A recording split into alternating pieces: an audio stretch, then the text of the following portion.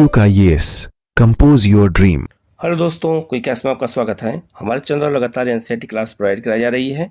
ये मानव भूगोल के मूल सिद्धांत क्लास 12 एनसीईआरटी विश्व भूगोल के अंतर्गत 8वां चैप्टर है अंतर्राष्ट्रीय व्यापार। इसके बारे में डिटेल में बताया गया है। अंतर्राष्ट्रीय व्यापार क्या होता है, कितने प्रकार के होते हैं, बंदरगाह क्या होते हैं, बंदरगाह कितने प्रकार के पाए जाते हैं हमारे पूरे विश्व में। इसके अलावा ये भी इसमें दिया गया है विश्व व्यापार संगठन क्या होता है, वो कैसे काम करता है।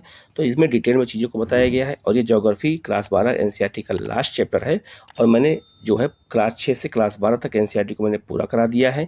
आप जाके प्ले लिस्ट में देख करके और वहाँ से आप क्लास कर सकते हैं। तो ज्योग्राफी की पूरी क्लास कंप्लीट हो गई है क्लास 6 से क्लास 12 तक। आप लोग चैनल को सब्सक्राइब कर लीजिएगा, बेल आइकन को प्रेस कर लीजिएगा, जिससे इस तरह क्लास आपको लगातार मिलती रहे। हम लोग शुरू करते हैं सीधे लेसन की ओर। ये ज्योग्राफी एनसीईआरटी क्लास 12 का 8वां चैप्टर और अंतिम चैप्टर है अंतर्राष्ट्रीय व्यापार। तो अंतर्राष्ट्रीय व्यापार क्या होता है, बंदरगाह का क्या महत्व होता है और किन किन चीज़ों का व्यापार होता है, इन सब के बारे में हम यहाँ पर डिटेल में पढ़ेंगे। और ये अंतिम चैप्टर है ज्योग्राफी का क्लास 12 का।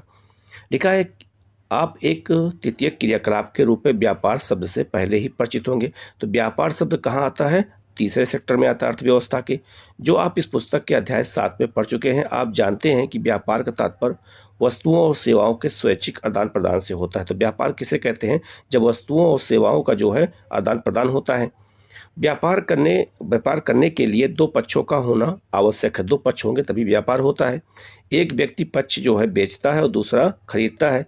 कुछ स्थानों पर लोग वस्तुओं का विनिमय करते हैं। व्यापार दोनों ही पक्षों के लिए समान रूप से लाभदायक होता है। तो समान रूप से दोनों के लिए क्या होता है, लाभदायक होता है। आगे लिखा है व्यापार दो स्तरों पर किया जा सकता है, अंतर्राष्ट्रीय और राष्ट्रीय स्तर पे। तो व्यापार या तो अंतर्राष्ट्रीय स्तर पे हो सकता है या फिर राष्ट्रीय। तो अंतर्राष्ट्रीय स्तर पे जब होता है तो विभिन्न देशों और राष्ट्रों के बीच होता है, और जब राष्ट्र के बीच होता है तो वो देश के अंदर में होता है। तो लिखा है उसी के बारे में कि अंतर्राष्ट्रीय व्यापार विभिन्न राष्ट्रों के बीच राष्ट्रीय सीमाओं के आर पार वस्तुओं और सेवाओं के आदान प्रदान को कहते हैं। राष्ट्रों के व्यापार करने की आवश्यकता उन वस्तुओं को प्राप्त करने के लिए होती है जिन्हें या तो वे देश स्वयं उत्पादित नहीं करते हैं या उन्हें अन्य स्थान से कम दामों में खरीद सकते हैं। अंतर्राष्ट्रीय व्यापार में हम कोई वस्तु क्यों मंगाते हैं, या तो हमारे यहाँ नहीं प्राप्त होती है या फिर वो जो है सस्ते दाम पे जो है विश्व के किसी दूसरे देश से मिल रही है, तो उसको हम क्या करते हैं, आयात कर लेते हैं। तभी हम जो है अंतर्राष्ट्रीय व्यापार को करते हैं किसी देश के साथ। आगे लिखा है आदिम समाज में, मतलब प्राचीन कालीन समाज में व्यापार का आरंभिक स्वरूप विनिमय व्यवस्था था। तो विनिमय के माध्यम से, बार्टिंग सिस्टम के माध्यम से काम होता था, जिसमें वस्तुओं का प्रत्यक्ष आदान प्रदान होता था। अर्थात वस्तु के बदले में रुपए के स्थान पर वस्तु ही दी जाती थी। तो वस्तु के बदले में वस्तु दे करके ही जो है, तो इसको क्या कहते थे, वस्तु विनिमय। इस व्यवस्था में यदि आप एक कुम्हार होते और आपको एक जो है नलसाज की आवश्यकता होती, तो आपको एक ऐसा नलसाज ढूंढना पड़ता जिसे आप द्वारा बनाए गए बर्तनों की आवश्यकता होती, और आप उसकी जो है नलसाज की सेवाओं के बदले अपने बर्तन देकर आदान प्रदान कर सकते थे। तो इसमें वस्तु विनिमय प्रणाली में एक समस्या ये होती थी कि हमें उस व्यक्ति को खोजना पड़ता था कि जिस वस्तु की उसको जरूरत हो और वो हमारे पास हो, और जो हमें जरूरत हो वो उसके पास हो। ठीक है, यहाँ देख सकते हैं ये बार्टिंग सिस्टम यही था पहले। ये जनजातियों में आज भी होता रहता है। ठीक है, तो आप यहाँ पे दो महिलाओं को वस्त्र विनिमय करते हुए आप यहाँ पर सामानों को आदान प्रदान करते हुए देख सकते हैं। ठीक है, ऐसा जनजातियों में अक्सर होता भी रहता है। लिखा है हर जनवरी में फसल कटाई की ऋतु के बाद गुवाहाटी से 35 किलोमीटर दूर जो है, तो गुवाहाटी कहाँ पर, असम में है, जो है जांगीरांड में जान बिल मेला लगता है। और संभवतः यह भारत का जो है, इसी मेले के बारे में यहाँ दिखाया गया। उस मेले में वस्त्र विनिमय करती हुई महिलाओं को यहाँ पर वही दिखाया गया है। ठीक है, एकमात्र मेला जहाँ विनिमय व्यवस्था आज भी जीवित है। तो ये जो मेला वहाँ लगता है वहाँ आज भी विनिमय व्यवस्था के द्वारा ही जो है उस मेले में काम होता है। इस मेले के दौरान एक बड़े बाजार की व्यवस्था की जाती है और विभिन्न जनजातियों और समुदायों के लोग अपनी वस्तुओं का आदान प्रदान करते हैं। ठीक है, आगे लिखा है रुपए अथवा मुद्रा के आगमन के साथ ही विनिमय व्यवस्था की कठिनाइयों को दूर कर लिया गया। तो जैसे ही मुद्रा का विकास हुआ हमारे जो है दुनिया में या विश्व में, भारत में हुआ, वैसे ही विनिमय व्यवस्था धीरे धीरे क्या हो गई, कमजोर पड़ने लगी और वो जो है उसकी कठिनाइयाँ दूर हो गई। पुराने समय में कागजी और धात्विक मुद्रा के आगमन से पहले उच्च जो है निजमान मूल्य वाली दुर्लभ वस्तुओं को मुद्रा के रूप में प्रयुक्त किया जाता था, जैसे जो है चकमक, पत्थर होता था तो उसको हम मुद्रा के रूप में मानते थे। इसके अलावा ऑक्सीडियन आग्नेय कांच होती थी, उसको मुद्रा के रूप में यूज किया गया।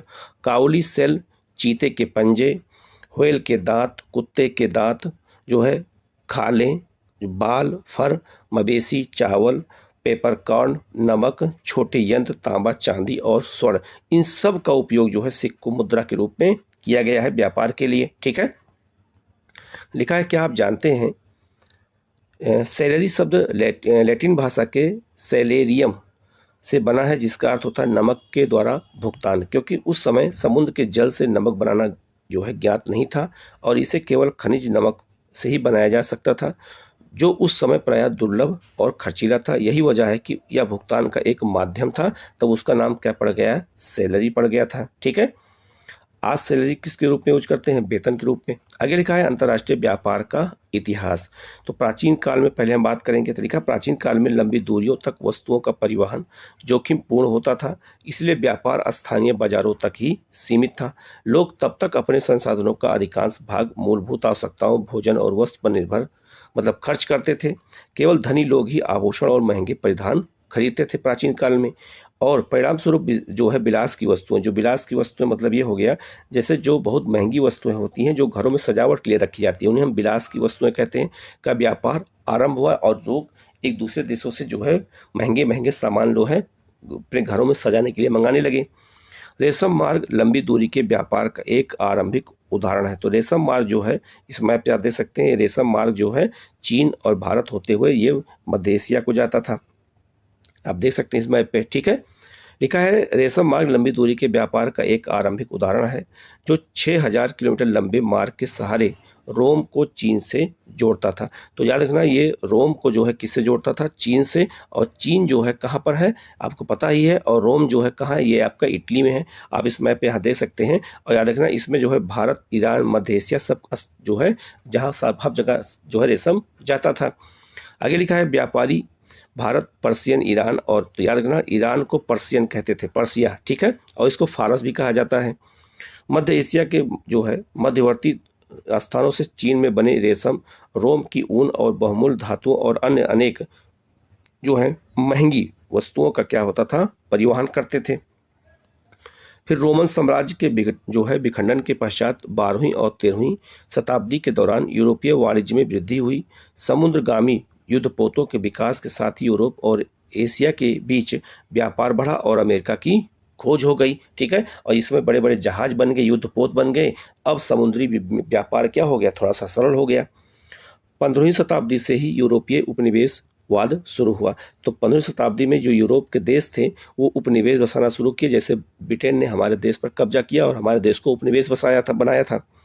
और विदेशी वस्तुओं के साथ व्यापार के साथ ही व्यापार के एक नए स्वरूप का उदय हो गया, जिसे दास व्यापार कहा जाता था। तो उस समय दासों का भी व्यापार बड़े पैमाने पर हुआ। ठीक है, पुर्तगालियों, डचों, स्पेनिश लोगों व अंग्रेजों ने, तीन लोगों ने क्या किया, अफ्रीकी मूल निवासियों को पकड़ा। तो अफ्रीका के मूल निवासियों को इन लोगों ने पकड़ा, दास बनाया और उन्हें बलपूर्वक बगानों में श्रम हेतु नए खोजे गए अमेरिका में परिवाहित कर दिया। तो अफ्रीका से ले जा करके अमेरिका में इनको पहुंचा दिया और वहाँ वो जो है बड़े बड़े जो बागान थे चाय के, कॉफ़ी के, उसमें श्रम के रूप में इनको जो है लगा दिया। दास व्यापार 200 वर्षों से भी अधिक समय तक जो है एक लाभदायक व्यापार रहा, जब तक कि यह 1792 में डेनमार्क में और 1807 में ग्रेट ब्रिटेन में और 1808 में संयुक्त राज्य में पूर्ण रूप से समाप्त नहीं हो गया। तब तक ये जो है पूरी दुनिया का सबसे बड़ा व्यापार माना जाता था, खासकर यूरोप और अमेरिका में। औद्योगिक क्रांति के पश्चात कच्चे माल जैसे अनाज, मांस, ऊन की मांग बढ़ी, लेकिन विनिर्माण की वस्तुओं की तुलना में उनका मौद्रिक मूल्य घट गया। औद्योगिकृत राष्ट्रों ने कच्चे माल के रूप में प्राथमिक उत्पादों का आयात किया और जो है मूल परक तैयार माल को वापस अनौद्योगिकृत राष्ट्रों को क्या कर दिया, निर्यात कर दिया। 19वीं शताब्दी के उत्तरार्ध में प्राथमिक वस्तुओं का उत्पादन करने वाले प्रदेश अधिक महत्वपूर्ण नहीं रहे और औद्योगिक राष्ट्र एक दूसरे के साथ जो है मुख्य ग्राहक बन गए। तो धीरे धीरे व्यापार क्या हो गया, बढ़ने लगा। ठीक है, फिर क्या हुआ आगे, लिखा है प्रथम और द्वितीय विश्व युद्ध के दौरान पहली बार राष्ट्रों ने व्यापार कर और संख्यात्मक प्रतिबंध लगाए। तो जब प्रथम, द्वितीय और विश्व युद्ध हुआ तो उस समय बहुत सारे व्यापार पर प्रतिबंध लगा दिए गए। तो व्यापार क्या हुआ, उस समय थोड़ा सा नेगेटिव हो गया था। विश्व युद्ध के बाद के समय के दौरान व्यापार और जो है शुल्क हेतु सामान्य समझौता किया गया, जिसे गैट कहते हैं। संस्थाओं ने जो कि बाद में विश्व व्यापार संगठन बना। तो याद रखना, जो है जब विश्व युद्ध समाप्त हो गया उसके बाद जो है एक व्यापार और शुल्क के लिए जो संगठन बनाया गया था उसे नाम दिया गया विश्व व्यापार संगठन, और आज दुनिया में व्यापार को बढ़ावा यही देती है। तो शुल्क को घटाने में ये सहायता करती है और ये जो है व्यापार को संतुलन बनाए रखने का दिशा निर्देश भी जारी करती है। आगे लिखा है अंतर्राष्ट्रीय व्यापार अस्तित्व में क्यों है। तो अंतर्राष्ट्रीय व्यापार अस्तित्व में क्यों है, ये क्वेश्चन एक बार मेंस में पूछा गया था आईएएस के। तो लिखा है अंतर्राष्ट्रीय व्यापार उत्पादन में विशिष्टीकृत का परिणाम है या विश्व की अर्थव्यवस्था को जो है लाभ पहुंचाता है, लाभान्वित करता है। यदि विभिन्न राष्ट्र वस्तुओं के उत्पादन और सेवाओं की उपलब्धता में श्रम विभाजन और विशेषीकरण को प्रयोग में लाएं, हर प्रकार का विशिष्टीकरण व्यापार को जन्म दे सकता है। इस प्रकार अंतर्राष्ट्रीय व्यापार वस्तुओं सेवाओं के तुलनात्मक लाभ, परिपूरकता और हस्तांतरणीयता के सिद्धांतों पर क्या होता है, आधारित होता है। तो जो अंतर्राष्ट्रीय व्यापार होता है वो तुलना करके लाभ कमाने के लिए, वस्तुओं की पूर्ति के लिए और हस्तांतरण के लिए किया जाता है। और सिद्धांत या व्यापारिक जो है भागीदारों को समान रूप से लाभ जो है क्या करता है, लाभदायक भी होना चाहिए और लाभदायक भी होता भी है। अब आते हैं आधुनिक युग में। लिखा है आधुनिक भारत में व्यापार विश्व के आर्थिक संगठन का आधार है और यह राष्ट्रों की विदेश नीति से संबंधित है। तो आज जो अंतर्राष्ट्रीय व्यापार होता है वो कहीं न कहीं विदेश नीति से भी क्या होता है, प्रभावित होता है। सुविकसित परिवहन और संचार प्रणाली से युक्त कोई भी देश अंतर्राष्ट्रीय व्यापार में भागीदारी से मिलने वाले लाभों को छोड़ने का इच्छुक नहीं है। अगर याद रखना संचार व्यवस्था अच्छी हो, परिवहन व्यवस्था अच्छी हो तो कोई भी देश इससे पीछे नहीं रह सकते, क्योंकि यहाँ लाभ ज़्यादा होता है। आगे लिखा है अंतर्राष्ट्रीय व्यापार के आधार क्या होते हैं। तो राष्ट्रीय संसाधनों में भिन्नता। तो अगर राष्ट्रीय संसाधनों में भिन्नता होती तभी हम एक दूसरे देशों से सामान को क्या करते हैं, आयात या निर्यात करते हैं। लिखा है भौतिक संरचना, जैसे कि भूविज्ञान, उच्चावच, मृदा और जलवायु में भिन्नता के कारण विश्व के राष्ट्रीय संसाधन असमान रूप से विपरीत हैं। तो याद रखना कई देशों में भौगोलिक विविधता अलग अलग पाई जाती है, इसीलिए उन देशों में संसाधन भी क्या होते हैं, असमान हैं। तो कहीं संसाधन ज़्यादा पाए जाते हैं तो कहीं संसाधन कम पाए जाते हैं। तो याद जाहिर सी बात, तो वहाँ से निर्यात तो करना पड़ेगा या आयात करना पड़ेगा। लिखा है भौगोलिक संरचना खनिज संसाधन आधार को निर्धारित करती है। तो जो भौगोलिक संरचनाएं होती हैं वो खनिज संसाधन को क्या करती हैं, प्रभावित करती है। अगर किसी देश में पठार होगा तो वहाँ संसाधन ज़्यादा पाए जाएंगे खनिज, नहीं तो नहीं पाए जाएंगे। जैसे बांग्लादेश में खनिज संसाधन नहीं पाए जाते क्योंकि वहाँ पठार नहीं है। और धरातलीय विभिन्नताएं फसलों और पशुओं की विविधता सुनिश्चित करती हैं। निम्न भूमियों में कृषि संभाव्यता अधिक होती है। पर्वत पर्यटकों को आकर्षित करते हैं और पर्यटन को बढ़ावा देते हैं। तो अलग अलग क्षेत्रों में अलग अलग विशेषताएं होती हैं जिससे व्यापार बढ़ता है। खनिज संसाधन संपूर्ण विश्व में असमान रूप से वितरित है, कहीं ज़्यादा है तो कहीं कम है। खनिज संसाधनों की उपलब्धता औद्योगिक विकास का आधार प्रदान करती है। जलवायु किसी दिए गए क्षेत्र में जीवित रहने वाले पादप और वन जात के प्रकार को प्रभावित करती हैं या विभिन्न उत्पादों की विविधता को भी सुनिश्चित करती हैं। उदाहरण के लिए देखा जाए तो ऊन उत्पादन जो है ठंडे प्रदेशों में ही हो सकता है क्योंकि वहीं पर भेड़ का पालन होता है और वहीं पर उसकी बिक्री हो जाती है। केला, रबड़ और कहवा उष्णकटिबंधीय क्षेत्रों में ही उग सकता है, तो यहाँ ये उसकी विशेषता है। तो जहाँ जो चीज़ विशेषता उत्पादन होता है वहीं उसका अंतर्राष्ट्रीय व्यापार होने लगता है। दूसरा है जनसंख्या कारण। जहाँ जनसंख्या ज़्यादा होती है तो डिमांड क्या होगी, ज़्यादा होगी, तो वहाँ विदेशी व्यापार ज़्यादा होगा। तो लिखा है विभिन्न देशों में जनसंख्या के आकार, वितरण और उसकी विविधता व्यापार की गई वस्तुओं के प्रकार और मात्रा को क्या करता है, प्रभावित कर देता है। सांस्कृतिक कारण क्या है। विशिष्ट संस्कृतियों में कला और हस्तशिल्प के विभिन्न रूप विकसित हुए जिन्हें विश्व भर में सराहा गया। उदाहरण चीन द्वारा उत्पादित उत्तम कोटि का पोर्सिलीन, चीनी मिट्टी का बर्तन और ब्रोकेड जो है जिसे हम क्या कहते हैं, कूटेदार कपड़ा और जो है जरीदार कपड़ा जिसे कहते हैं, वो ईरान के कालीन प्रसिद्ध हैं। तो अलग अलग देशों में चीज़ें क्या थी, अलग अलग प्रसिद्ध थी, सांस्कृतिक विशेषताएं थी और अलग देशों में उनकी डिमांड होने लगी।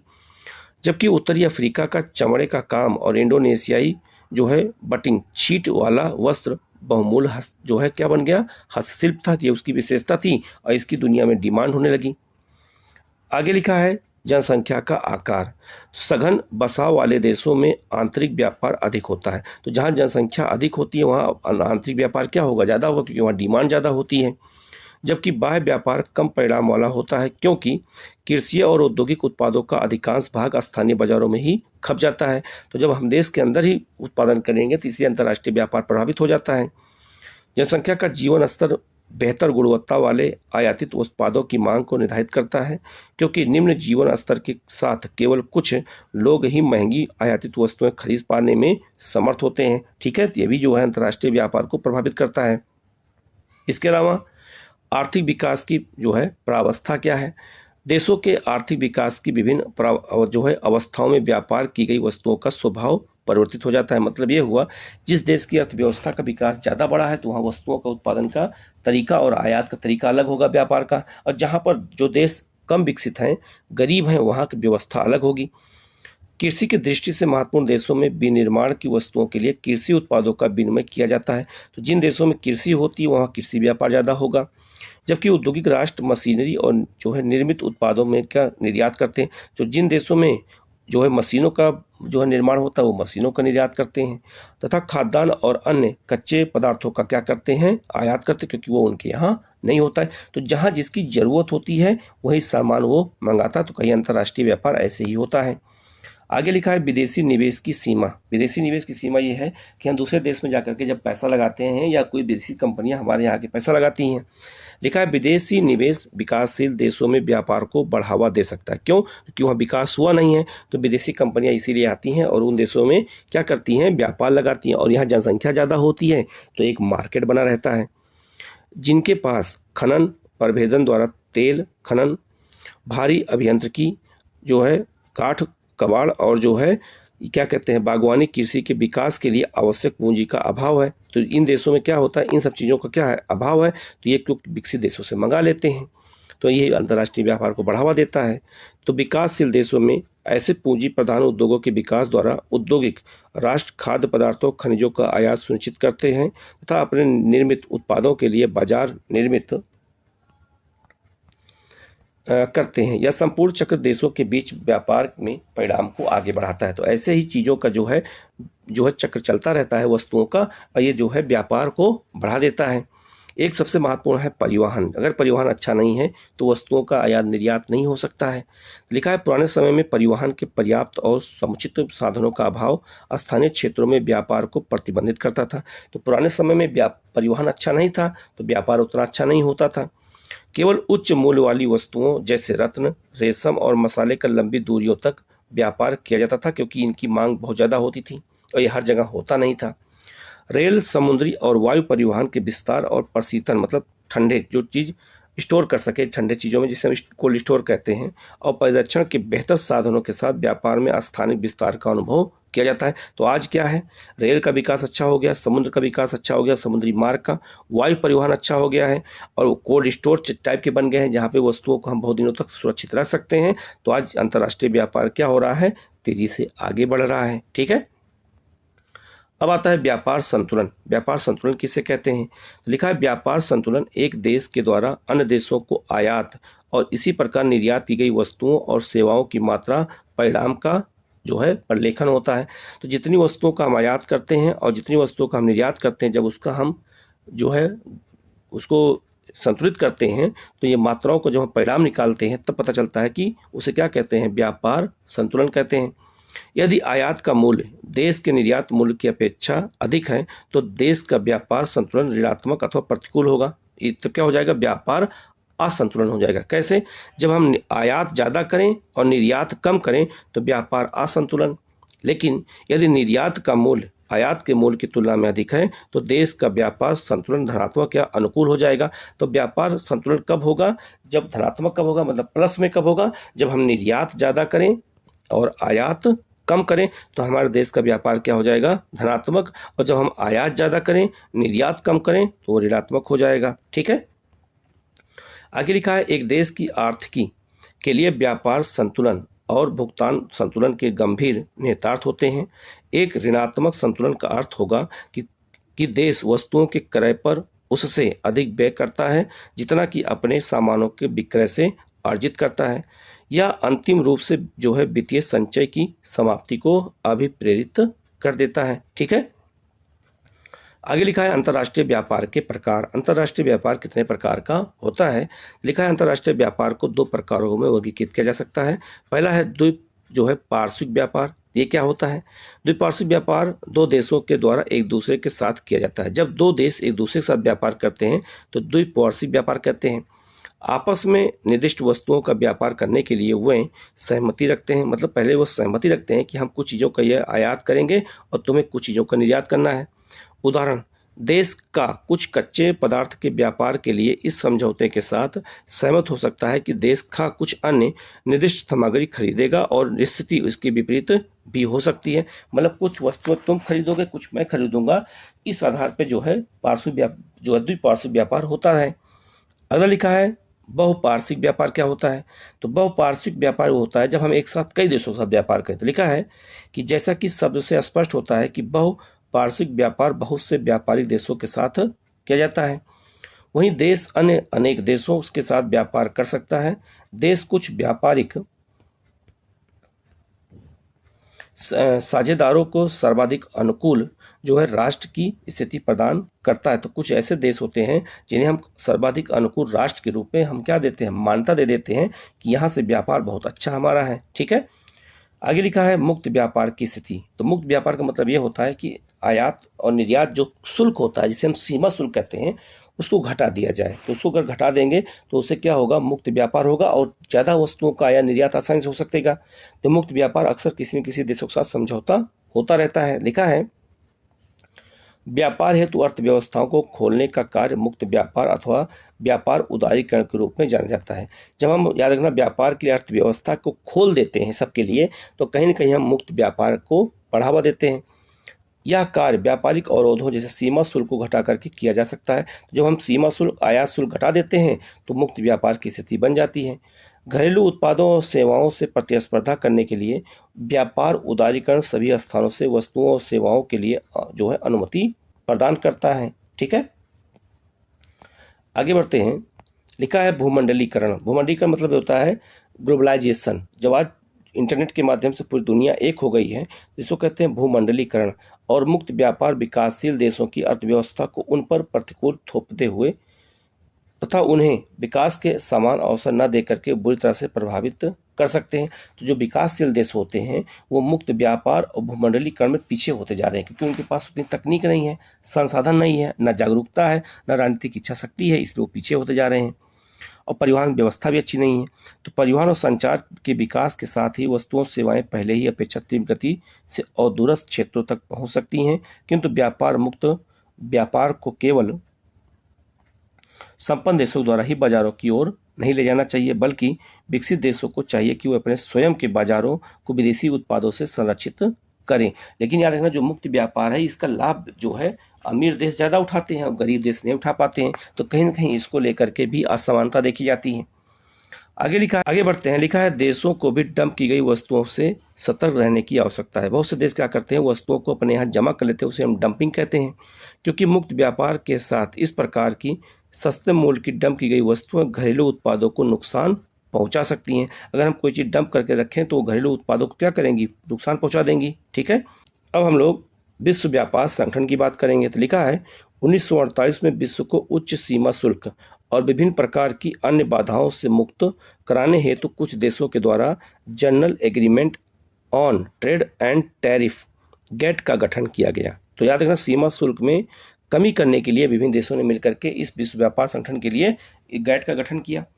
1994 में सदस्य देशों के द्वारा राष्ट्रों के बीच मुक्त और निष्पक्ष व्यापार को बड़ा जो है प्रोन्नत करने के लिए एक अस्थायी संस्था के निर्माण का निश्चय किया गया तथा जनवरी 1995 में गैट को विश्व व्यापार संगठन में रूपांतरित कर दिया गया। तो विश्व व्यापार संगठन को पहले क्या कहते थे, गैट कहते थे, बाद में इसका नाम क्या पड़ गया, विश्व व्यापार संगठन 1 जनवरी 1995 को। और इसका काम था कि पूरी दुनिया में जो है सीमा शुल्क की सीमा को तय करना। आगे लिखा है विश्व व्यापार संगठन एकमात्र ऐसा अंतर्राष्ट्रीय संगठन है जो राष्ट्र के मध्य जो है वैश्विक नियमों का व्यवहार करता है। तो ये नियम कानून बनाता है व्यापार करने के लिए। यह विश्वव्यापी व्यापार तंत्र के लिए नियमों को नियत करता है, वही मैंने बताया। और इसके सदस्य देशों के मध्य विवादों का निपटारा भी करता है। ये विश्व व्यापार संगठन दूरसंचार और बैंकिंग जैसी सेवाओं तथा अन्य अन्य विषयों जैसे बौद्धिक संपदा अधिकार के व्यापार को भी अपने कार्यों में सम्मिलित करता है। उन लोगों द्वारा विश्व व्यापार संगठन की आलोचना और विरोध किया जा गया है जो मुक्त व्यापार और अर्थव्यवस्था के भूमंडलीकरण के प्रभाव से परेशान हैं। इस पर तर्क दिया गया है कि मुक्त व्यापार आम लोगों के जीवन को अधिक संपन्न नहीं बनाता है। याद रखना, मुक्त व्यापार कहीं न कहीं नुकसान पहुंचाता है। धनी देशों को और अधिक धनी बना करके या वास्तव में गरीब और अमीर के बीच की खाई को बढ़ा रहा है। तो जो अगर मुक्त व्यापार क्या कर रहा है, गरीब देशों को और गरीब बना रहा है और अमीर देशों को और अमीर बना रहा है, और अमीर और गरीब के बीच की खाई को क्या कर रहा है, और बड़ा कर दे रहा है। ऐसा इसलिए है क्योंकि विश्व व्यापार संगठन में प्रभावशाली राष्ट्र केवल अपने वाणिज्यिक हितों पर ध्यान केंद्रित करते हैं। इसके अतिरिक्त अनेक विकसित देशों ने अपने बाजारों को विकसित देशों के उत्पादों के लिए पूरी तरह से नहीं खोला है। यह भी तर्क दिया जाता है कि स्वास्थ्य, श्रमिकों के अधिकार, श्रम बाजार और पर्यावरण जैसे मुद्दों की अपेक्षा की जाती है। तो इन मुद्दों को लेकर विकसित देश चुप रहते हैं और बोलते ही नहीं हैं, और विकासशील देश जो है बार बार बोलते हैं, उसका कोई मतलब नहीं रह जाता है। आगे लिखा, क्या आप जानते हैं विश्व व्यापार संगठन का मुख्यालय जिनेवा, स्विट्जरलैंड में है। 2016 में 164 देश विश्व व्यापार संगठन के सदस्य थे। भारत विश्व व्यापार संगठन का संस्थापक सदस्य के रूप में है। याद रखना, तो भारत जो है ये संस्थापक सदस्य बना है 1995 से ही। आगे लिखा है, अंतर्राष्ट्रीय व्यापार से संबंधित मामले। कौन कौन से मामले होते हैं जो अंतर्राष्ट्रीय व्यापार में आते हैं? तो लिखा है, अंतर्राष्ट्रीय व्यापार का होना राष्ट्रों के लिए जो है पारंपरिक लाभदायक होता है यदि यह प्रादेशिक विशिष्टीकरण, उत्पादन के उच्च स्तर, उच्च रहन सहन के स्तर, वस्तुओं और सेवाओं की विश्वव्यापी उपलब्धता, कीमतों और वेतन का समानीकरण, ज्ञान और संस्कृति के जो है प्रस्फुटक के को प्रेरित करता है, मतलब चीज़ों को बढ़ाता है। अंतर्राष्ट्रीय व्यापार देशों के लिए हानिकारक हो सकता है। याद रखना, अंतर्राष्ट्रीय व्यापार कुछ देशों के लिए क्या होता है, हानिकारक होता है। लेकिन कब होता है? यदि यह अन्य देशों पर निर्धनता, विकास के असमान स्तर, शोषण और युद्ध का कारण बनने वाली प्रतिद्वंदिता की ओर उन्मुख। अगर कोई देश, अगर याद रखना, कोई देश अगर युद्ध में व्यस्त है, वहाँ गरीबी है, विकास का समान वितरण है, शोषण हो रहा है, तो याद रखना वहाँ पे जाहिर सी बात है कि वहाँ पे अंतर्राष्ट्रीय व्यापार लाभ नहीं पहुँचाता है। विश्वव्यापी व्यापार जीवन के अनेक पक्षों को प्रभावित करते हैं।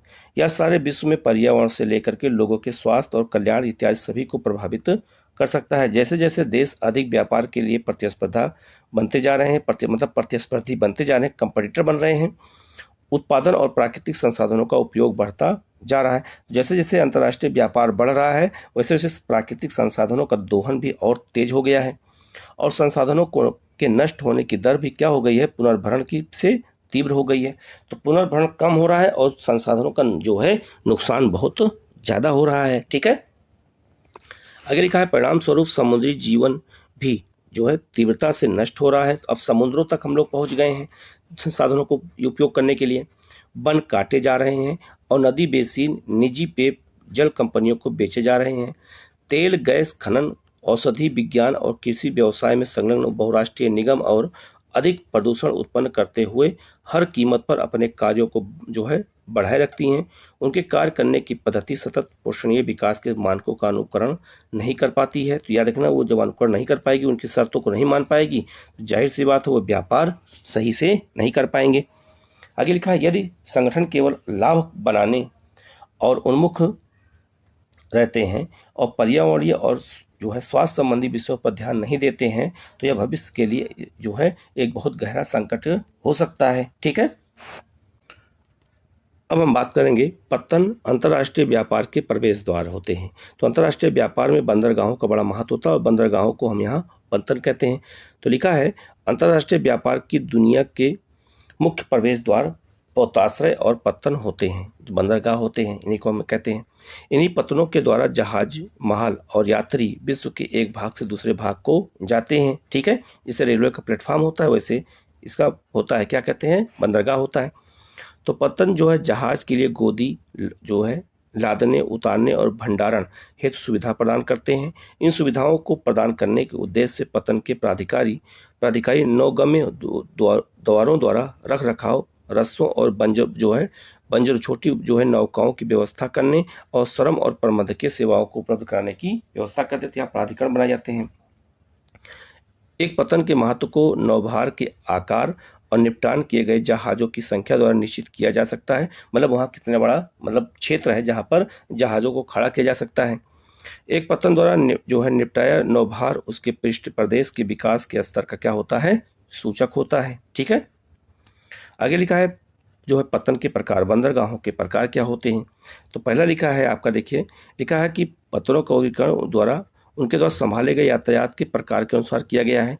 निपटाए गए नौभार के अनुसार पत्तनों के प्रकार क्या है। औद्योगिक पत्तन, बहुत से पत्तन ऐसे होते हैं जो औद्योगिक पत्तन होते हैं, जैसे ये पत्तन थोक नौभार के लिए विशेषीकृत होते हैं, जैसे अनाज, चीनी, अयस्क, तेल, रसायन और इसी प्रकार के पदार्थ, ये से हम औद्योगिक पत्तन कहते हैं।